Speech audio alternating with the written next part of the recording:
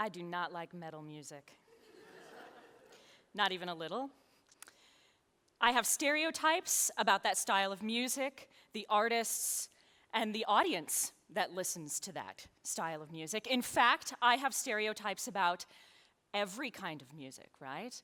Boy bands, Spice Girls, mariachi, country, hip-hop, reggae.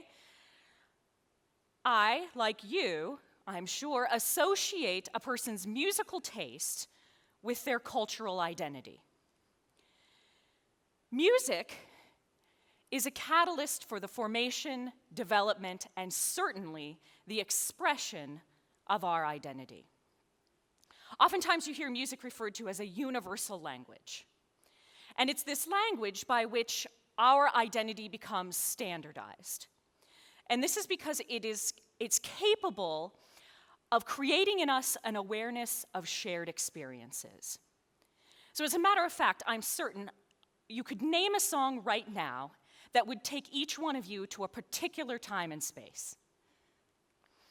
Mine is TLC's 1994 hit, Waterfalls. I hear that song, I am instantly back in my best friend's 1969 Mustang, green, and we're cruising along and we're trying to meet boys. Don't go chasing waterfalls. Please stick to the rivers and the lakes that you're used to. I'm right back. Music, along with smell, actually, is a tremendous trigger of memory. And we are using music consistently to form new memories and thereby create new identities.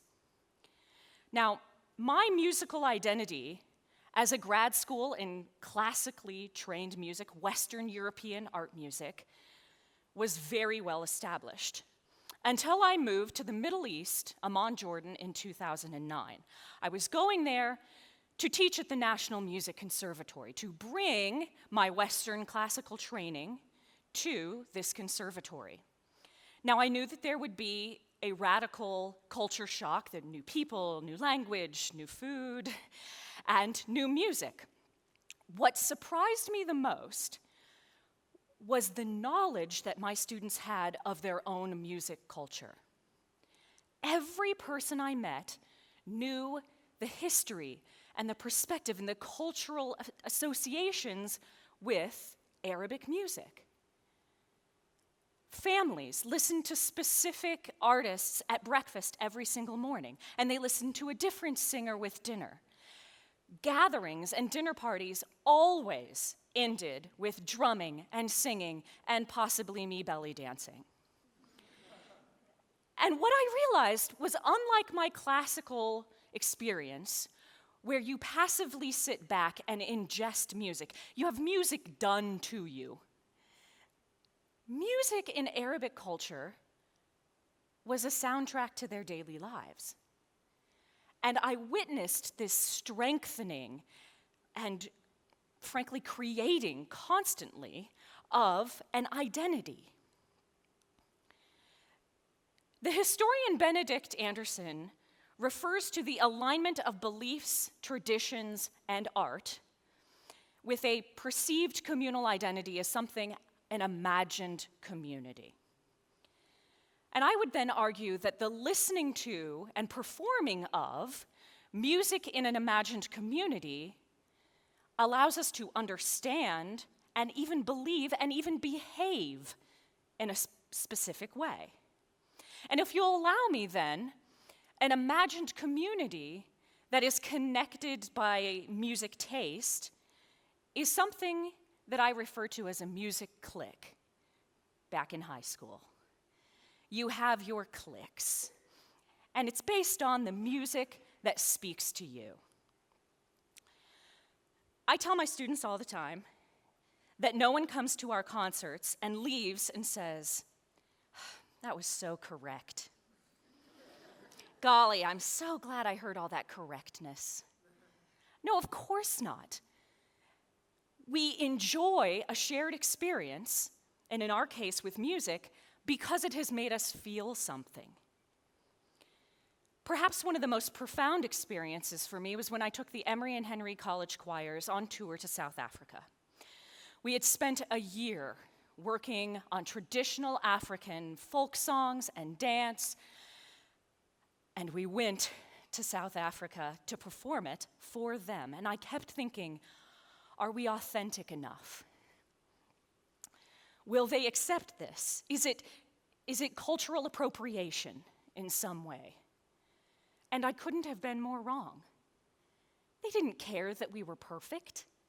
They were thrilled that we had taken the time to invest in their imagined community, to learn and then perform music from their clique. They joined us on stage. They clapped, they shouted, they ululated. And thereby, our imagined community expanded. We were richly rewarded, at least I was. My music clique, as I mentioned before, is very classical. And in that way, it is full of dead white men.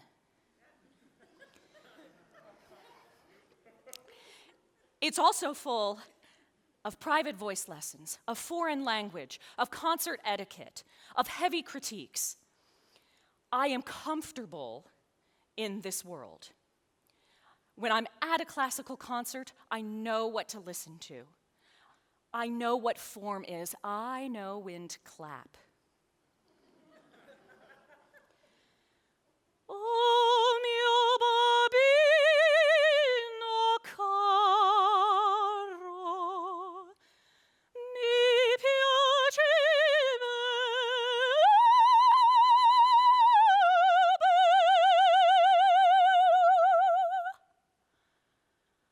I am really comfortable there.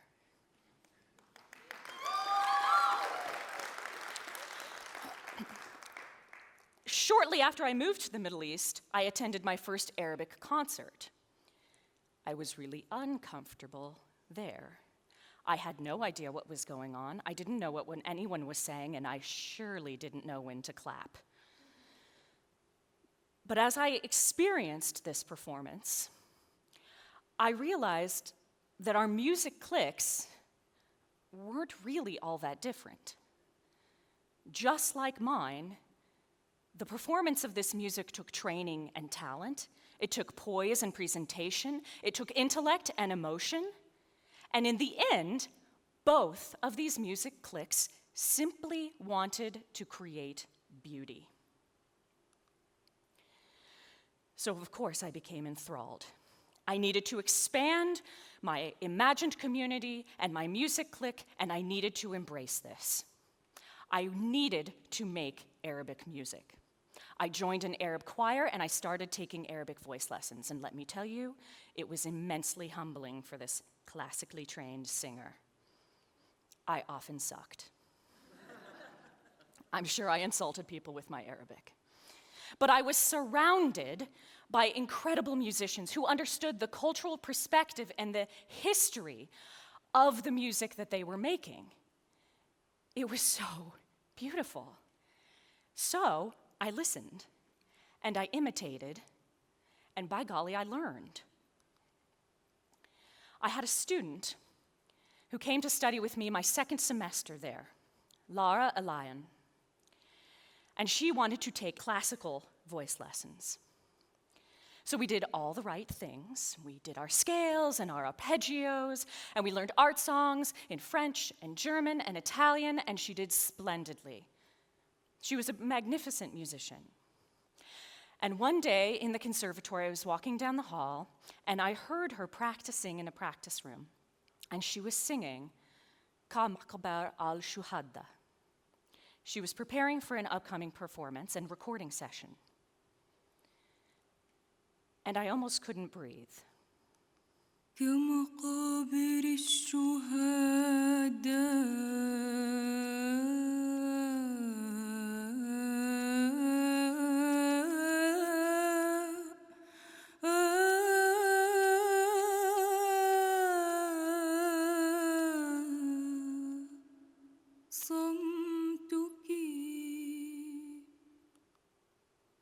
It was so beautiful.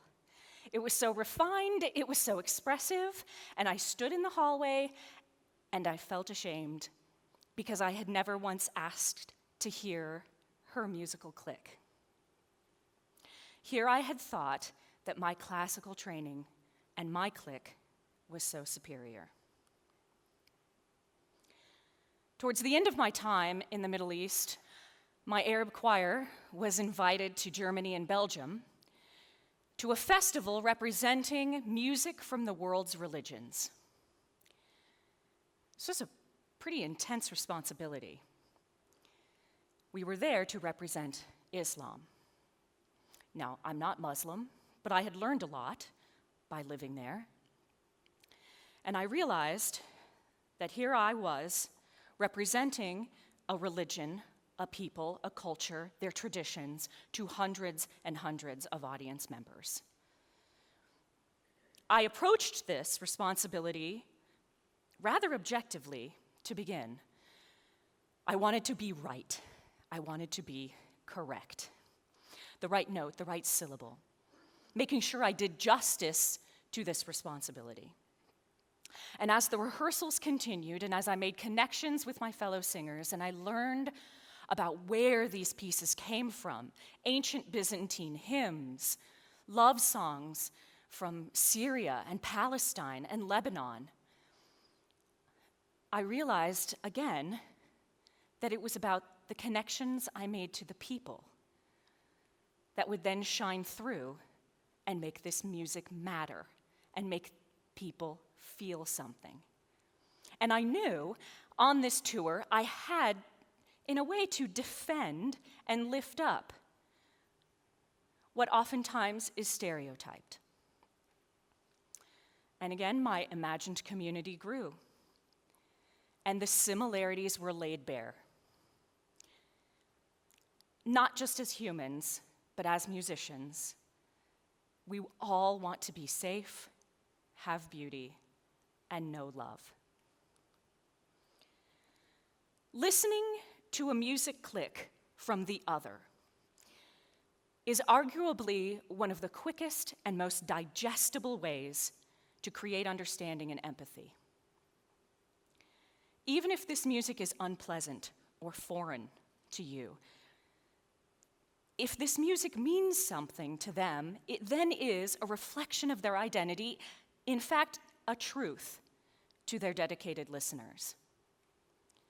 Metal is still not my favorite type of music, but a few years ago I had a student give a presentation in a class around this style of music, which meant so much to her. And as I listened to it through the noise, I got these messages of hope and recovery, of overcoming addiction, of preventing suicide, of taking a stance about a social justice issue. And I had been wrong. There was so much to learn from this music that had meant so little to me. I ask you to expand your music Clique. Listen to music you would never listen to, from people you know to be distinctly different from you. This is an exercise in renegotiating and reimagining your community and the role that music can play in it, and hopefully can be a bridge over that chasm. Change the music you listen to, and it might just change you. Thank you.